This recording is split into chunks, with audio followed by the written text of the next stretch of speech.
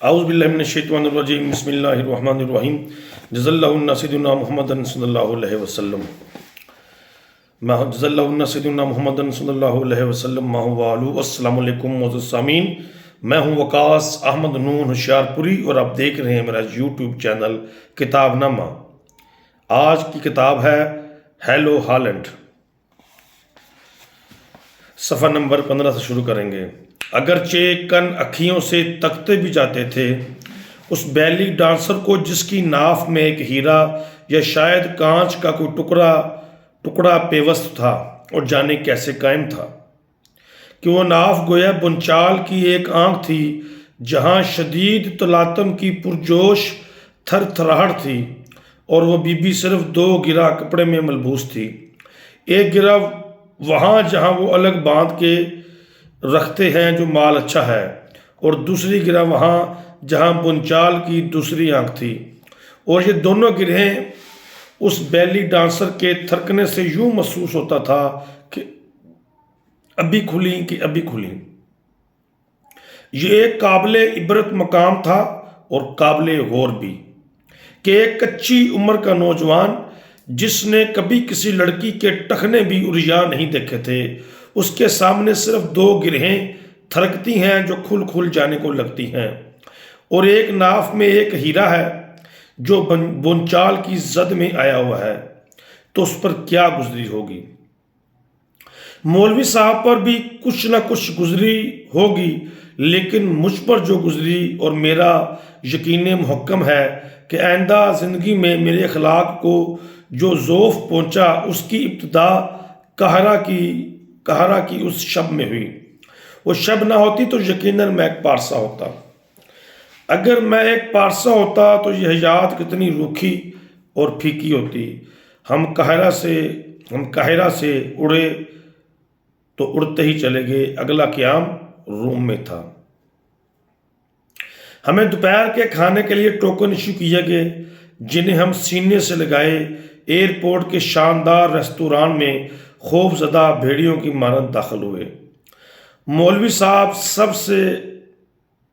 ہمیں دوپہر کے کھانے کے لیے ٹوکن ایشو کیے گئے، جنہیں ہم سینے سے لگائے ایئرپورٹ کے شاندار ریستوران میں خوف زدہ بھیڑوں کی مانند داخل ہوئے۔ مولوی صاحب سب سے زیادہ اگرچہ معصوم ڈری ہوئی بھیڑ تھے۔ روم کے ویٹر سیاہ سوٹوں میں ملبوس تھے، اور ان کے سروں پر قاہرہ کے ویٹروں کی مانند ترکی ٹوپیاں نہ تھیں۔ وہ مینو کارڈ جو نہایت ادب سے ہمارے سامنے رکھا گیا، وہ شاید اطالوی میں تھا یا فرانسیسی میں تھا، حالانکہ اس سے فرق تو پڑتا نہیں کوئی، اور وہاں جو آشنا زبان تھی، اس میں مجھے کہیں بھولے کا لفظ دکھائی دے گیا، اور میں جو کبھی کبھار شیزان کانٹیننٹل کی بلائی منزل پر یورپی خوراکوں میں سے پولے ڈلے لاکیو نہایت رغبت سے کھایا کرتا تھا، جان گیا کہ یہ تو چکن ہے۔ چنانچہ میں نے اس پولے پر انگلی رکھ کر ویٹر سے درخواست کی کہ بس یہی لے آؤ۔ چونکہ یہ طے ہو چکا تھا مولوی صاحب نے بچے کا نہیں بلکہ بچے نے مولوی صاحب کا خیال رکھنا ہے، اس لیے میں انہیں ساتھ رکھتا تھا۔ انہیں ویٹر کے ساتھ میری مختصر گفتگو کا مشاہدہ کیا۔ انہوں نے ویٹر کے ساتھ میری مختصر گفتگو کا مشاہدہ کیا اور بولے، برخودار کھانے کے لیے کیا منگوایا ہے؟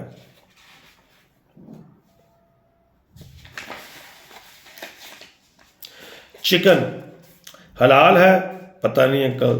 تو کیوں کھا رہے ہو؟ اس لیے کہ بھوک لگی ہے۔ یہ پتہ نہیں کہ حلال ہے؟ نہیں انکل۔ تو پھر کیوں کھا رہے ہو؟ اس لیے کہ بھوک لگی ہے۔ یہاں میں ایک وضاحت پیش کرنا ضروری سمجھتا ہوں۔ ان زمانوں میں جو یقیناً جاہلیت کے زمانے تھے، کھانے کے حوالے سے اتنی تفتیش نہیں کی جاتی تھی۔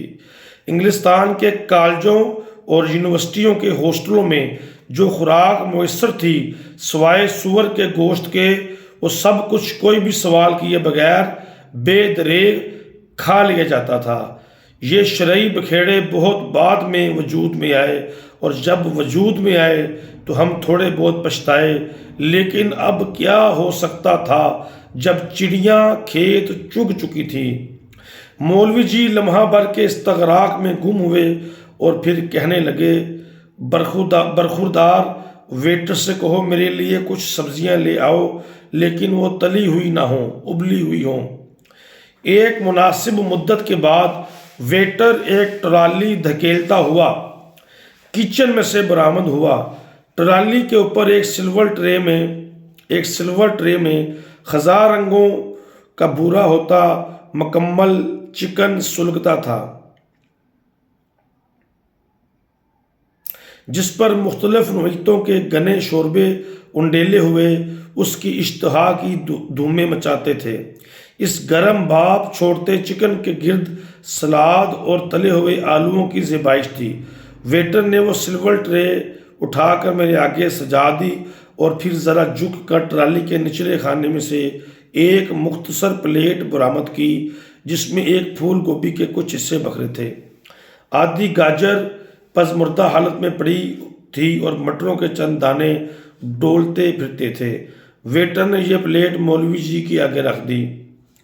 میں نے اس خزاں رنگت حدت بھرے چکن پر چھری رکھی تو وہ خود بخود اس کے گوشت میں اترتی گئی۔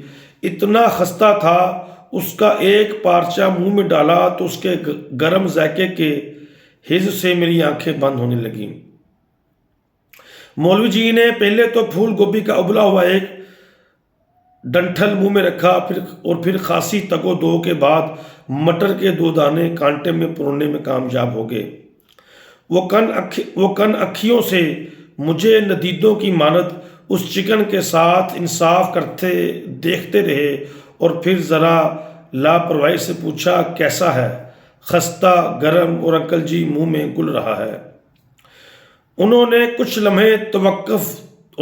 لمحے تو توقف کیا، جس کے بعد وہ قدرے استغراق میں چلے گئے اور پھر سر اٹھا کر کہنے لگے، یہ مجھے حلال لگتا ہے، میرے لیے بھی یہی منگا دو۔